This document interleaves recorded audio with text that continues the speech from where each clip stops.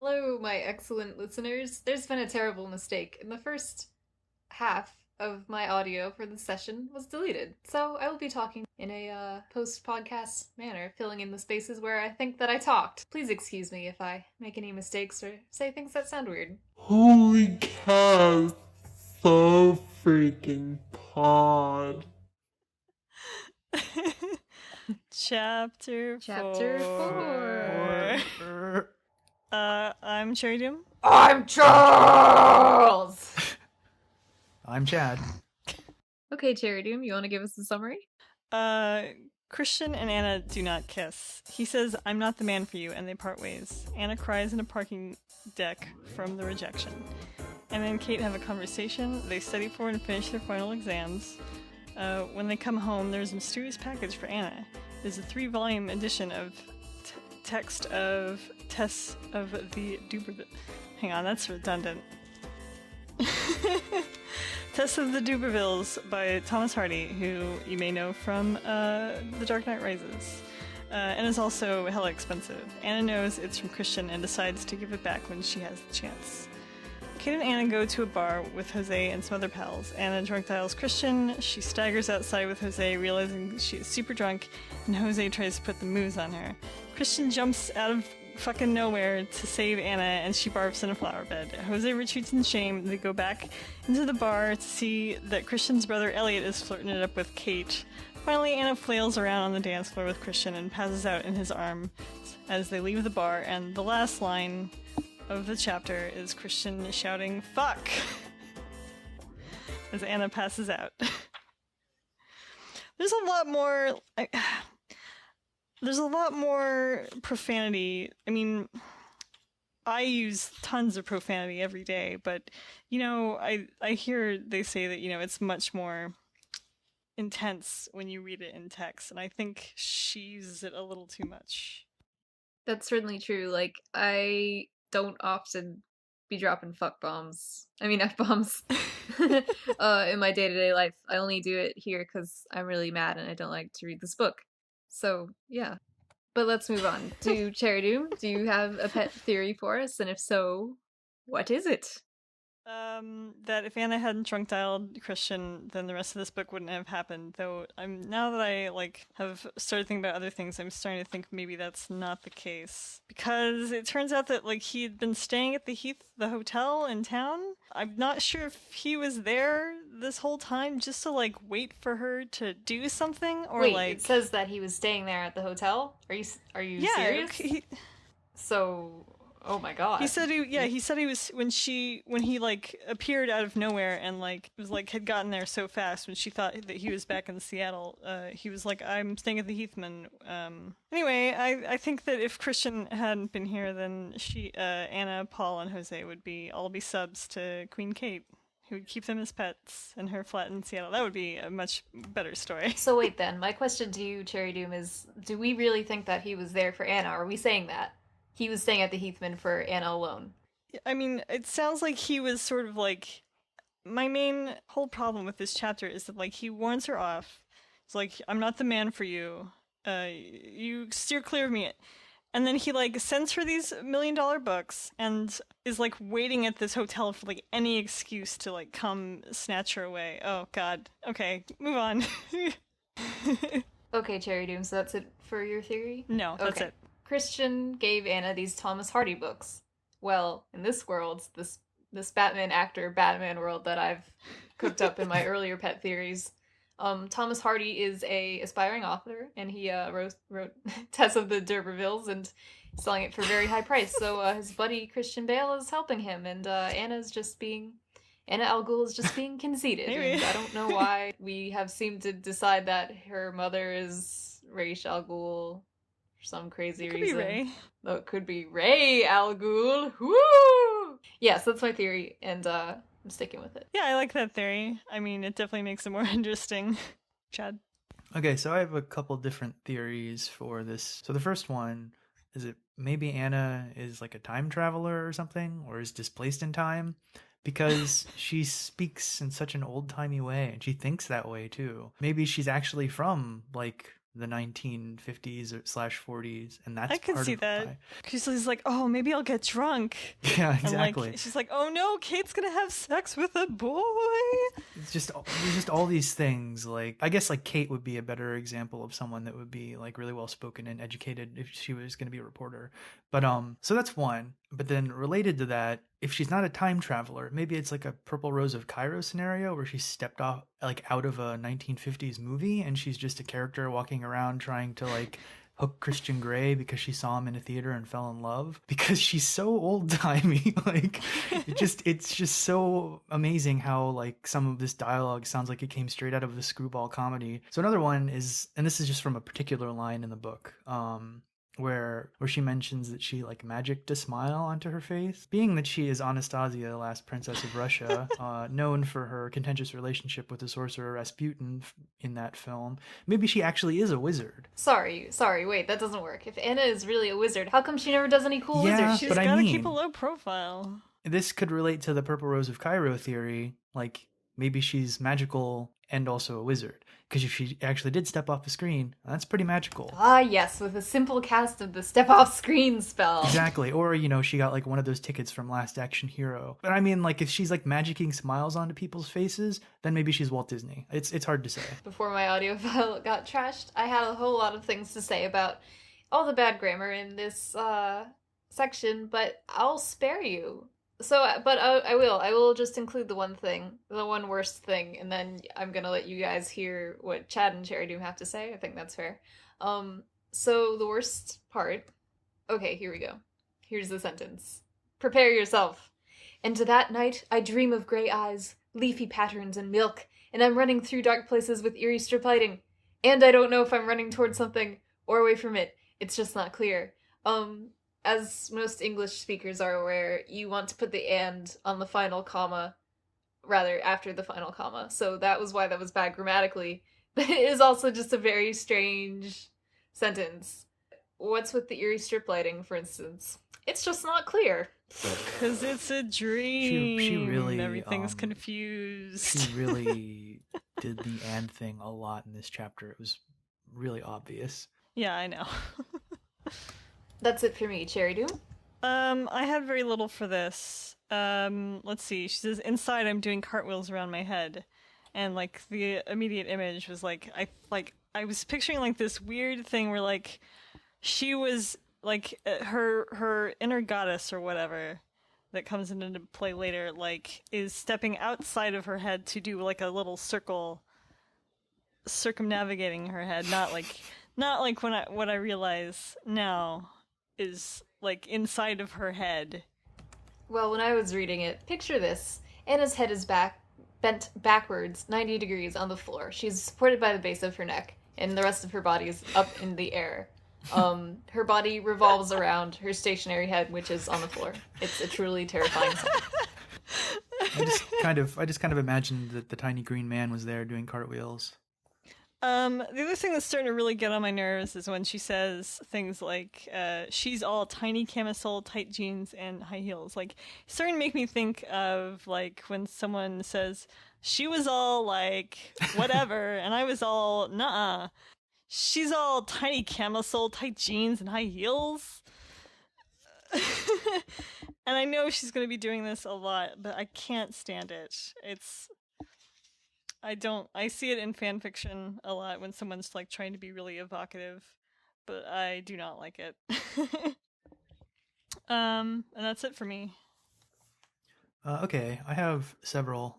Hooray. First page of this chapter, second sentence, where she says that she implores him. That doesn't make any sense because she's not actually saying anything. When you implore someone, you're either actually doing something like, you know, like prostrating yourself or begging. Nah, she's not doing that. That's totally wrong. Page 50, she's talking about Christian, like right when they're about to part ways, she says something like in her mind, like after he says nothing, and then there's an ellipsis there right before nothing, which is a terrible way to write that sentence. And this also is something that she does a bunch later. She has terrible ellipsis abuse throughout this chapter. Yeah, it's not wrong, but the way that it's written, especially since it's internal narration, it should just have been like, it should have just been, yeah. There's a strange immediacy that is both there and lacking with the way that it's written. It's a very odd way to put it. Okay, the next thing, and this is sort of a style thing, page 51. Let's talk about how hilarious her sports paragraph is right after she's like on the ground crying. Like, why would you put that there? She's like, she has this pretty okay paragraph about her being really upset by this thing. And then it's like, okay, so I was never picked to be in sports in school. Nobody liked me. Like after she's just been like bawling her eyes out on the floor. I mean, I guess she's trying to say, like, oh, this is the only other kind of rejection I've ever experienced.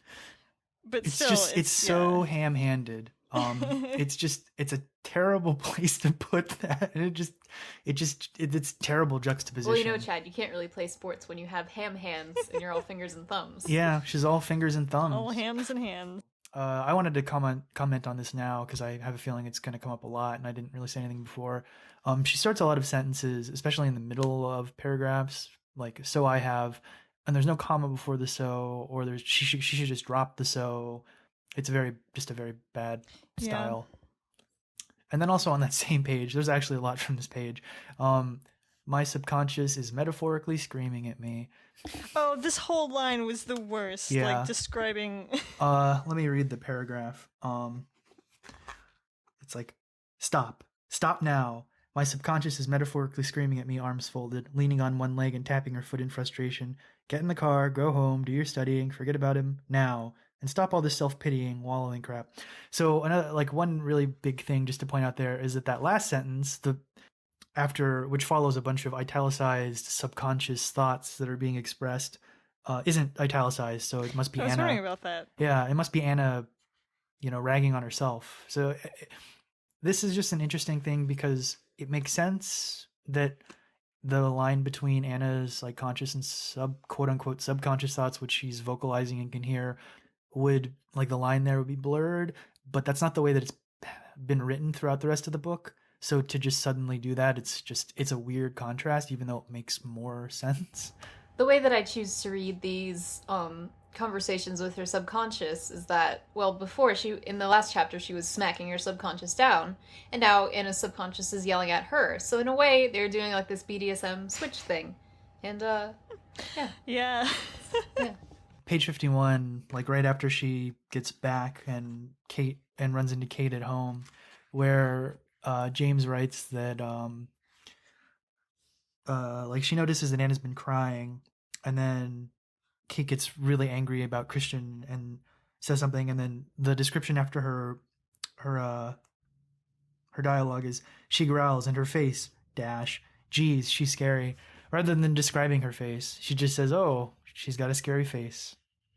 Yeah, it's the sort of thing where you'd expect her to kind of go out of her way to describe like how her face looks. It seems like an important thing to characterize Kate. But as you'll see, those aren't the things she's interested in describing. I have a particular note here.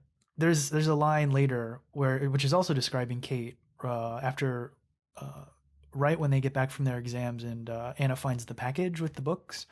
Kate is standing on the steps up to the front door holding a brown paper parcel, and it's like, whoa, we don't need all that description. It's really exact. And why is this so much more important than Kate's scary face? When Kate and Anna toast with their champagne, Kate's toast is like, to the end of exams and our new life in Seattle, which I guess is fine, except that for whatever reason, it really sounds like she's toasting both the end of their exams and the end of their new life in Seattle, rather than starting a new life in Seattle. Like immediately under that, Anna extends the toast and adds commas, so it makes sense, but that line doesn't really hang together. And then on page 61, he sounds like a middle-aged man scolding me like an errant child. I'm almost certain the intention is that Anna is supposed to be the one that's like an errant child being scolded, but she makes it sound like the middle-aged man in this metaphor or in the simile is scolding like an errant child. Like he's acting like an errant child while he's scolding. It doesn't really make sense. And being a middle-aged man. Yeah. There's a whole hell of a lot of head shaking in this book. People actually shake their heads to like shake off thoughts way too often. That's a good segue into my next sentence section. It's gonna be stupid sounding sentences, and you can also pile in your favorite lines if you got some. Okay. If you don't have stupid sounding sentences, I'll just say it, and then we can say favorite lines. There was that guy in my chemistry class. Oops, I'm starting over. But no one has ever smarked.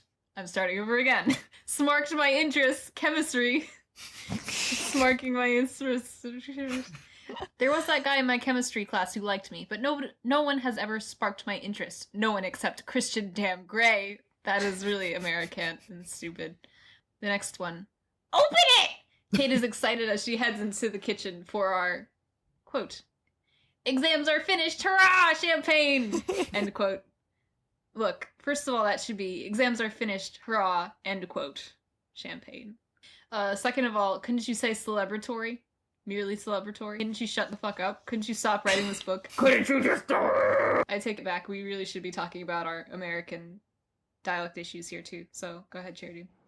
Well, it's not so much a dialect thing, it's just like a general problem I have, sort of. And I don't know, just like their whole like attitude about drinking.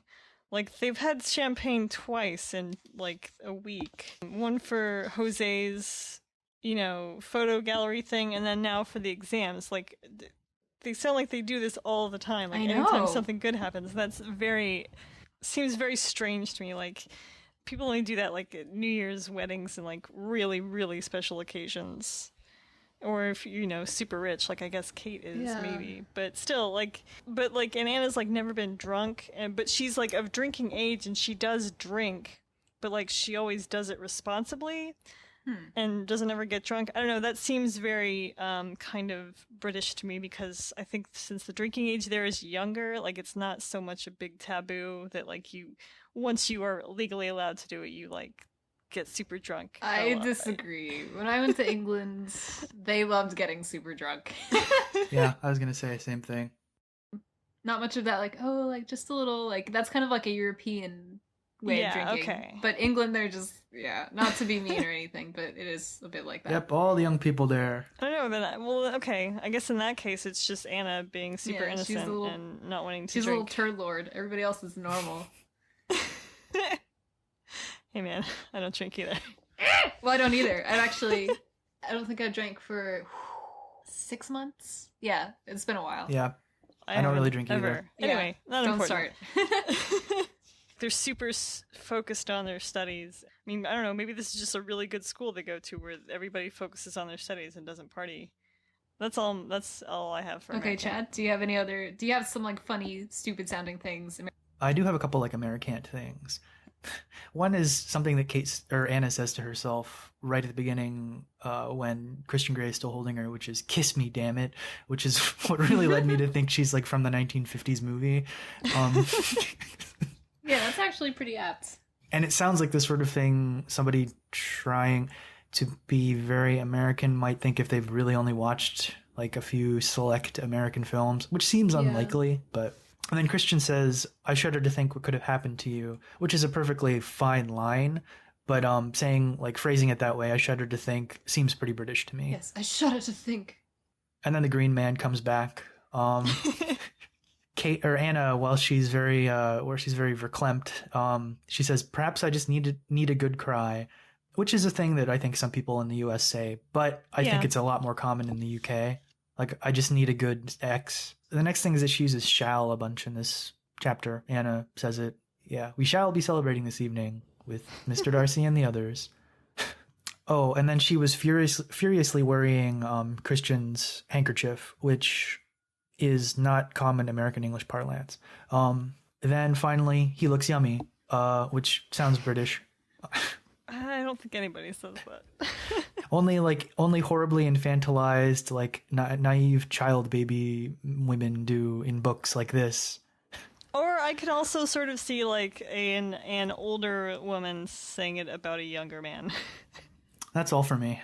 Okay, I have one favorite sentence, one runner-up. So here's the favorite sentence. It's when Anna is cowering in the parking deck. Maybe I should be kinder to the likes of Paul Clayton and Jose Rodriguez, though I'm sure neither of them have been found sobbing alone in dark places. Perhaps I just need a good cry. Yeah, I don't... What does she mean? I tell you. The thing that these three people, Anna, him, and him, share in common is that they've all been rejected. So she's thinking like, oh, I wonder if they cried in parking decks like little losers like I am doing. So my runner-up sentence, though, it was the one about the dream, you know, like running through strip lighting hallways and eyeballs and patterns of milk. You got it. I read it earlier. Yeah. Wait, what is with the strip lighting? Yeah, I noted that too, like the eerie strip lighting. Moving on, Cherry Doom, please say your favorite line for us. Sure. Mine was pretty incidental. I'm swamped with shame, disgusted with myself. I want to be swallowed up by the azaleas in the flower bed and be anywhere but here. She just puked in those flowers. Gross. And now she just wants to be swallowed up in it. Ugh, gross. That's it. Okay. Chad? I do not have a favorite line for this chapter. Fine, then we're moving on. Let's talk about our favorite character, Kate, Queen Kate. Hooray! Hooray! So I'm sure that you may be getting the feeling, and our listeners may also, that Kate is not going to be with us in the narrative for that much longer. I mean, my whole, like, kind of notion is that, like, this Anna's with her friends now, but soon it's gonna be just them. Right. Just her and Christian. And that's because it needs to move on to the main plot of the romance, so by nature, awesome characters like Kate are gonna go bye-bye for a while, and that's just life. So, anything that we want to say about her before perhaps she disappears? Yeah, she's, like, very possessive. She's like, what did that bastard do to you? Being all scary face. Like, I don't know, she's very possessive. Clear, like, you know, it might just be, you know, she's worried about her friend who's hanging out with a creepy rich dude. Sure, but I don't know, it's like, it's very much feels to me like they have this really tight bond that they're very, very much entwined in each other's lives, and I don't know, I'm definitely, you know, seeing that subtext.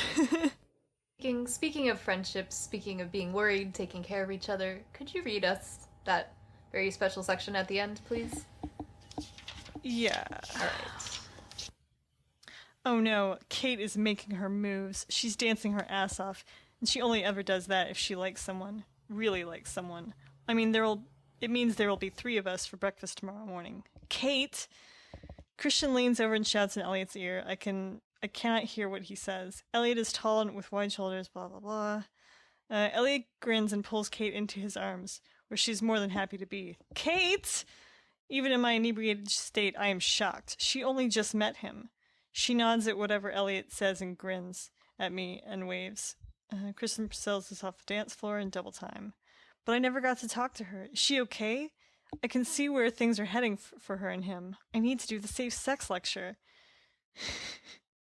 In the back of my mind, I hope she reads one of the posters on the inside of the bathroom door. So, someone want to tell me what's happening here? It either sounds like there's like a threesome subtext, or something else, which I don't know, but like, why does she think that Kate can't engage in safe sex? That's awfully strange.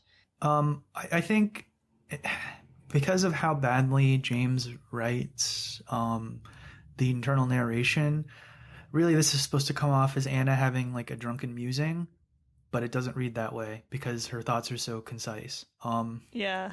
And also, maybe Anna assumes Kate's never had the talk because Anna's never had the talk. But, like, it sounds like this is something that happens a lot. Like, she said, oh, this means there'll be 3 of us for breakfast. She only dances like, she's making her move. She only does this if she really likes someone. Like, and... To me, this makes it sound like Kate, yes, she's done this stuff in the past, but with, like, consequences that she has had to pay for, whether it's a illness or something else terrible, like a baby. That makes, because I was wondering, like, why does she need the safe sex lecture? Surely she knows about this, but maybe she's just careless or something. Maybe they have a secret third friend that they've, like, locked in a basement because she couldn't do things the right way. Oh, and I had one more. It's Kate was saying, "How many times do I have to tell you? You're a total babe." She interrupts me. Oh no, she's off on this tirade again. I mean, and I can sort of see like that Kate is trying to assure Anna that she doesn't need to be so insecure about herself, which I don't understand this whole thing. Like, why is Anna so insecure? It's a valid question to ask because there's really no evidence for why she should be this insecure. Like, we don't see her formative years. We're told that she is a beautiful girl. But, albeit by her friends, not really by herself, Yeah. reflection. But Yeah, it's definitely understandable, but yeah. I just don't know. It's the typical things that, like, your good friends would do, like, oh, like, you are pretty, like, you do have merit, like, because you are bad and you need to fish for compliments. Like, I used to do that as a teenager, but I don't do it anymore. Except for now, guys. I feel so ugly, guys. Help me. Alright, well, anyways, let's move on. So, moving on from Kate, other stuff. Just other stupid stuff. Other stuff we want to talk about. Guys, is Anna overreacting to this rejection? I don't know. Her psyche is screaming like, from the withdrawal. Like, are you sure? Yeah. She's crying in a parking deck? Have either of you acted like this when someone that you just, like, kind of are attracted to does this to you? Not this violently. Nope, can't say that I have. I don't know, it's just like she was like, she was like just kind of nervous around him, thinking he's hot, and then all of a sudden she's like freaking out when she doesn't get kissed, which comes out of nowhere. I mean, I guess maybe the point is that it's so sudden that she like can't deal with it. I don't know, it's just not natural. I mean, and you could make an argument for, like, okay, she did almost get run over by a bike, and it's this. So the combined pressure is making her, like, crazy. Yeah. But I don't know if I would respond to that personally with, like, crying. I might, like, sink down on the floor, or, well, not on the floor, I'd do it in, like, my car, just, like, sit in my car for, like, 5 minutes and go, like, wow, that sure was a thing. And then go home. Maybe she's having other life problems we don't know about for whatever reason. Exams? But that's not really... I don't know. Yeah, no, I don't think there's any real justification. The whole thing doesn't work because Christian is obviously not happy about it. Like, he's really, like, saying, like, oh god, like, I should, but I shouldn't. And, like, she has no perception. She can't read into anything. She's dense as fuck. It just, how can the author write women this way? I think a lot of us are really sharp. Like, okay, you put me in that situation, I would have read in an instant, okay, that guy just has a conflicting feeling about it. And probably what I would do is say, like, yeah, maybe we should still be friends. And then in the back of my mind, thinking, like, we're not gonna be friends. We're gonna fuck. But, I guess maybe I'm more of an opportunist. Don't know. I think maybe what's happening, like, with this sort of... with Anna's, like, just extreme density, is that James is trying to write her, like, innocence or naivety very badly. So it makes it seem like Anna she just has no observational skills, or, like, she doesn't know anything about living. She knows a little bit. Anyways, Jose's characterization, the way he talks, whatever, it's kind of racist. Yeah. When they're out drinking, he buys them all margaritas. Oh, I didn't even think about that. He calls Anna Cariña when he's putting the moves on her. Also, when she barfs, he goes, Dios mío! Which is hilarious. Yeah. He says Dios mío earlier, too. Oh, yeah. When talking about how rich Kate is. Oh my god. I don't know. Is he supposed to be a foil to Krishna, or, like, what is he? I think all the men in this story just suck. I think he's just like an example of how desirable Anna is, despite her not knowing it. Okay, but more about him later. When Anna drunk dials Christian, he calls her back. He traces the call. Whose phone? How can he do both at once? I thought, like, when you see in police movies, like, somebody's tracing the call, like, with a machine, and somebody else is on the phone, so that they can get the signal. That would just confuse me. That's usually with a landline. They're using cell phones, so they just GPS track it. And he is in the telecommunications business. Yeah. All right. Christian sending her those books, that's not really... I mean, he's rich. It's no big deal. But at the same time, like, he must know what he's doing. But, like, what's his motivation there? Like, to get him to get her to talk to him again, or is he just like, oh, just a throwaway gift? I feel like it was like an apology, maybe, because of the quote about girls who read novels. Oh, yeah. Okay, I'm sorry, I gotta read this cursive writing. Why didn't you tell me there was danger? Why didn't you warn me? Ladies know what to guard against because they read novels that tell them of these tricks. I feel like it's another warning, but like I feel like maybe he's trying to apologize for rejecting her by reminding her that he's a bad man or something. At the same time, if he was smart, he would have realized that this just is... It's a story device to open more dialogue with each other. Yeah. Yeah. Yeah. Because that is, like, the only reason she gives herself for calling him is asking about the books. Yeah. That's all it is. It's, like, kind of too transparent. I don't know. If he was a real character, I don't think he would have done that. Okay, so when she is calling him, and he goes, Anastasia? Like, as the first line. Then my befuddled brain registers. How does he know it's me? Caller ID, you fucking idiot. And, like, she called him last week or whatever, so he probably put her number in. As a contact. So. Come on. She's drunk. She doesn't know what's going on. She doesn't understand basic phone workings. Maybe we'll get to it later, but I don't like this whole, like, oh, we mustn't thing. Like, he came to Portland to see her. We've already decided. He went to the hardware store to, like, tease her with his weird purchases. And then they're about to maybe kiss. And he's like, never mind. Oh, never mind. But he does, like, hang around, perhaps, like, staying in this hotel all week, and, like, be looking for an excuse to call her back. Here's the thing. That's obviously how it was meant to be written. If he was a real, kind of scary, predatory man, he would be doing this all on purpose, to make her like him more. Yeah. I mean, that's kind of how I'm reading it. Yeah, at this point. That would be like the real way to read it, and it's kind of scary. I think that's why the book is kind of a little problematic, because, like, yeah, you can read it on a level like, ooh, he doesn't know if he wants it, but, like, or you can be smart and say, like, okay, he wants it, he's doing this to her. One thing, does she get 3 copies of the same book, or is this novel separated? It's 3 volumes for one novel. Yeah. Okay. Yeah. Oh, okay. It'd be funny if you got her 3 copies and was like, look how many I can get you. Yeah. Except really he was just doing it to help his poor pal Thomas Hardy. Well, maybe not poor since he's a famous actor playing Bane. Yeah. But anyways. Also, first editions of his book go for up to, or at least $14,000. Well, that's why they're not selling very well, man. Yeah, good point. The thing about, like, seeing a package and immediately assuming it's from Amazon, she says, Kate is standing on the steps at the front door holding a brown paper parcel. Odd, I haven't ordered anything from Amazon recently. I read another book, another romance novel, where a person sees a package that is from their estranged lover on the doorstep and immediately thinks, oh, it must be from Amazon. But then it's like, oh, wait, no, it's not. It's very strange how that, I guess, I think it might be, like, coincidental, but it's strange to me that, like, that experience is, like, in our culture now. You see a package, oh, it must be from Amazon. But it's funny that she name drops Amazon. Why couldn't she have said, I haven't ordered anything recently? I guess. I mean, I think maybe it's just, hi, kids, I'm with the times. I'm hip to be funk to be cool. I know what Amazon is. Also about being too pale, too skinny, and too scruffy. I have something to say about that. That's attractive. I said being all those things. No, look, shut up. First of all, guys like that.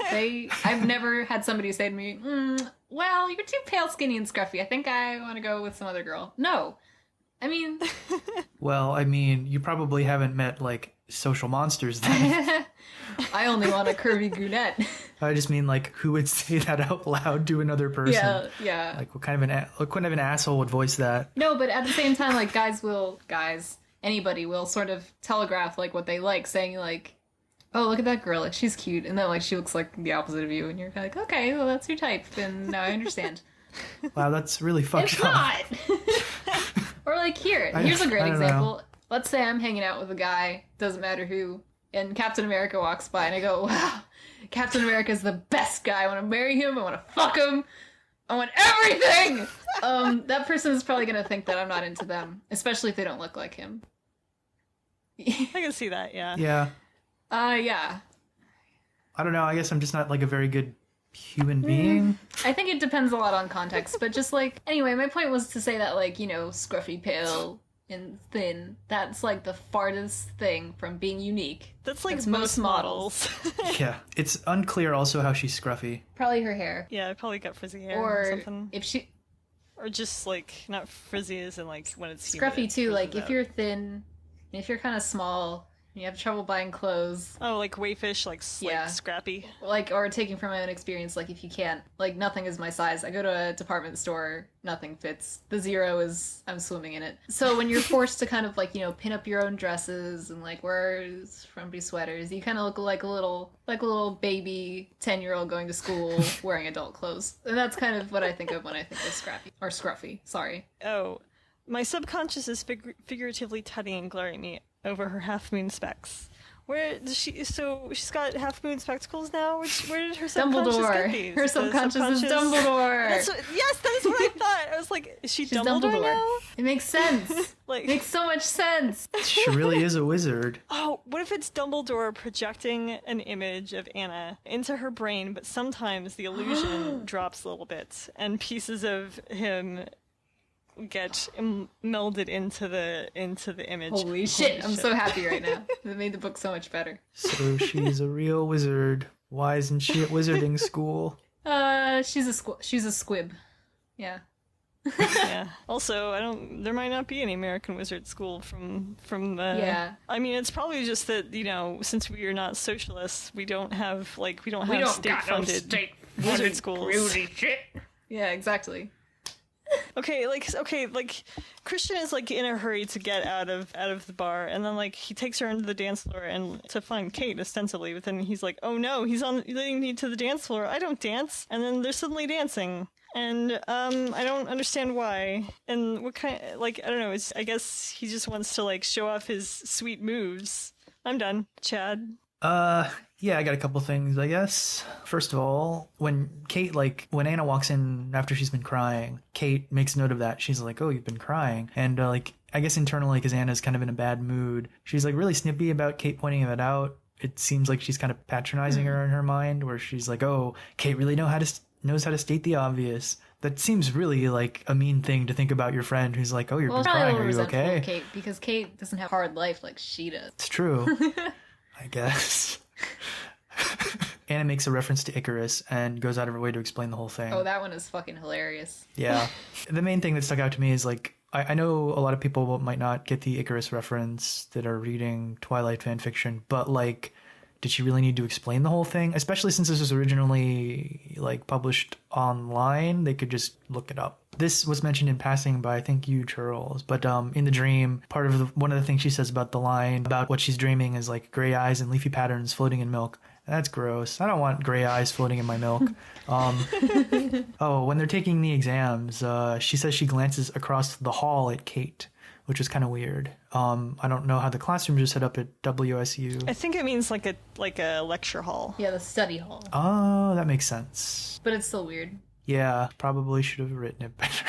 But that is also probably my fault for... She could have said classroom. That's probably my fault for misreading that. No, it's never your fault. It's the author's. Then the parcel contains a half leather box, which is... What? Yeah, she describes it as a half leather box. Half leather, half box. Yeah, so is half of it like just floppy leather? Is it like the top is covered in leather? Oh, you know what? I know what it is. I just figured it out. You know how some books are stored in like these... It's two sides of, imagine like a rectangle, and then you like pull them apart and the books come out. But is that what that's called? That doesn't sound right. No. Leather box. I just thought this was a bad description because it's really ambiguous. Yeah, it is. Yeah. And also it's kind of funny if you just imagine like pieces of leather. It's just like half of the box is just completely formless leather. Like deflated leather. And then next is when Anna is talking about how much she likes Kate. She's like, I love Kate, semicolon. She's loyal and supportive. And my immediate thought was like a dog, because that's how she's treating her. Like a dog. And then Jose's unnecessary Spanish. This was a funny thing that I thought came up when she was talking to Jose in the bar. When she mentions that they're both moving to Seattle, Jose's like, oh, but you'll be back for my show, right? And didn't they just talk about this like 3 weeks ago? Didn't they tell him that they were going to be moving to Seattle? Like, why is this coming up now? I would attribute it to drunkenness. I think maybe he really wants to see her again. He's making sure for like probably asks her every time they see each other. Okay, so do we want to talk about what was good? I have something. I think Charity has something. Yeah. Me too. Yeah. All right, I'll start. As she drunk dials Christian, she's in the bathroom peeing. The author doesn't come out and say it, but she does sort of, because she has to pull up her pants after she calls him. After he calls her. I do sort of like that they eschewed the awkward being on the toilet conversation, because all he does is say, "I'm coming to get you," and then he immediately hangs up. Yeah, but I think she was on the toilet like when she called him too. No, she was in line. What? Really? Yeah. Yeah. She hangs up and is like, "I'm still in line." Oh yeah, okay, never mind. That makes it even better though. To answer your phone while you're going to the bathroom, also a drunk thing. One time I was doing what Anna was doing and I made a mistake. I wrote really bad graffiti on the wall next to me. And that's because the toilet is the throne of creativity. And my spirit was rife with musings brought on by the heady liquors of the ethanol I experience. Release in many ways. Anyways. Okay, what was good? You're next, Charity. Yeah, I did like when she is standing at the bar with Christian and he's making her drink some water. I just thought there was sort of a good description. The moving lights are twisting and turning in time to the music, casting strange colored lights and shadows all over the bar and the clientele. He's alternately green, blue, white, and a demonic red. He's watching me intently. I take a tentative sip. I don't know, I just like that image of like... Yeah, I do too. It's one of the like really good setup images in the book of like the area they're in. I kind of like how she notices how strange it looks and being drunk and like him watching her. Yeah. To take this water. Yeah. It's interesting. I guess the demonic red is like sort of hinting that, like, you know, part might be a little heavy-handed, but like, you know, this demonic part of him is ordering her to do as he wants. I had a feeling that it can't be true because that would be so horrible. All right, he's giving her this water. The way that she describes it at first, she doesn't really say it's just water. It looks like he's roofing her, kind of. And then she passes out at the end. Yeah, she like passes out very quickly. Oh, Jesus. Oh my God. Oh, no. Oh, no. But I don't remember that. In the context of the whole book, it doesn't. Oh my God, actually it does. Oh my God, oh my God, oh my God, oh my God, oh my God, oh my God. Great. We'll find out what happened. I sort of know what happened, but anyway. All right, Chad, what was good? It wasn't like the best thing I've ever read, but I did like the paragraph where she was describing like her crying in the parking garage. It doesn't make sense that she would, like we talked about, like that she would just collapse like this immediately, like after the experience. But the way that it was written was actually pretty okay. Yeah, I sort of felt that way too. Like if it had been over something more crushing, it would be all right. Yeah, that's pretty much it. Oh, hang on. I did have a reading. The only thing I could find that jumped out at me was when she's on the toilet and she answers her phone and it says, "Hi, I bleat." Okay. Go ahead. So I'll go first. Yeah. Hi. All right, let me think. Bleeding. Okay.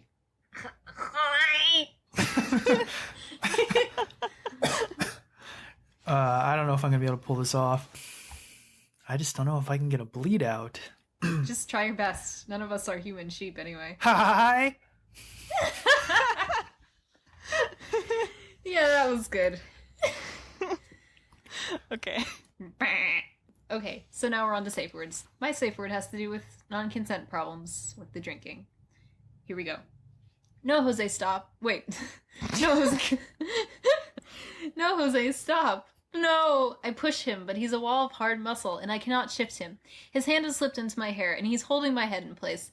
Please, Anna Karenina, he whispers against my lips. His breath is soft and smells too sweet of margarita and beer. He gently trails kisses along my jaw up to the side of my mouth. I feel panicky, drunk, and out of control. The feeling is suffocating. First of all, that is a chilling passage. Yeah. That's fucking gross. Wow, that's heavy. And then, second of all, I'll just go ahead and spoil this for you, because it's not really a spoiler. Anna does give Jose the time of day after this. That's not okay. Run fast, run forever, never look back. This guy's not your friend. You're treating him like he's not dangerous to you, and he just did all this weird shit to you. Does it? I mean, they were both drunk, though. No, it's not No, okay. I don't think so. Okay, I think all right. I mean, it's even more not okay because she says no. She doesn't say like, "Yeah, this is cool," which when you're drunk that can be a problem. Like you say yes and then later you're like, "Fuck, I was drunk." It left a really bad taste in my mouth. This like that whole scene is just like terrifying and like just really awful. Okay. But then also hilariously, immediately after when Anna throws up, he's a huge dick to her. He's like, "Ugh, Anna, what the fuck?" Yeah. Yeah. Dios mío, you fucking barfing hoe. I mean, what an asshole. It's pretty gross, but at the same time, I mean, you can't say that that's not something that happens to people. True, especially when that that's scary true. thing happens. Yeah. But the whole reason for that scene though is a setup for Christian to swoop in, Yeah, which it's for makes it really Christian bad. to swoop in, which is also part of my safe word. Okay, so Christian swoops in, he does the thing. All right, you know what? I have to give him props for letting a girl barf in front of him and holding her back. Whatever, cool. Mm-hmm. But it should have just ended there, and they should have gone home. Christian takes her back into the bar. He takes her through the dance floor. He takes her to see Kate. Takes her out. She passes out. When you barf, the party's over. Don't go back for more. Don't take your friend back for more. You're an idiot. I mean, I guess, like, it's okay. She, like, insisted that she had to talk to Kate. He did make her drink the water, which was a good idea. True. But, yeah, then they like, dance for a little bit for some reason, which that's stupid. I mean, he should have said, like, I'll go get Kate, and then gone in Yeah. himself, and then said, like, stay here, and he's a dom, so she'll stay. And then he might have roofied her, and it's just gross. I'm really grossed out by this. I say forward. So, Cherry Doom. Okay, yeah, Gray, like Gray immediately asks where she's at when she says that she's drunk. Like, why? Where are you? So I can come get you. She's of legal age. Like he immediately like wants to come and get her. Like it feels to me like he's looking for an opportunity to get her when she's weak and suggestible. Like, okay, when a girl drunk dials a guy, and then she's like, I'm drunk, and he's like, oh, like, where you at? Yeah. Oh, I'm at XYZ place. I'll go over and have sex with her. Gross. The next one was, I have a lot. There's so many disturbs. Actually, it's just two, but one of them was the thing about him being at the hotel. Anyway, okay. So Gray was like emerges from the dark. He says, I think the lady said no. I think the lady said no! It's Batman. Oh my god, it's Batman. Okay, he says it quietly. So he's not like, striding up from somewhere. He's clearly like standing in the dark watching them. Right, like he's standing like right behind He's Jose. Like, I lurking. think the lady said no. Like, how long is he like there waiting to see if they are kissing with consent or not? Well, like, in a way it makes sense because like if you're gonna swoop in and save her, you want to be sure that you're Yeah, not I just breaking up suppose. something that's, normal. Yeah. I guess. I don't know. It's real creepy. It's creepy. That's awful to me. Awful. Okay, Chad? No, not really. It's pretty much all the same problem. Okay, well, we can go to the spoiler dungeon. If you want. Alright, ask me your questions! Do we ever find out what the T in CTG stands for? Does it stand for trading? Yes, we find out. No, it does not. I'm sorry, I was thinking of a trading card game, but that's TCG, not CTG. Oops. Oops. But we do find out what the T stands for? Yes.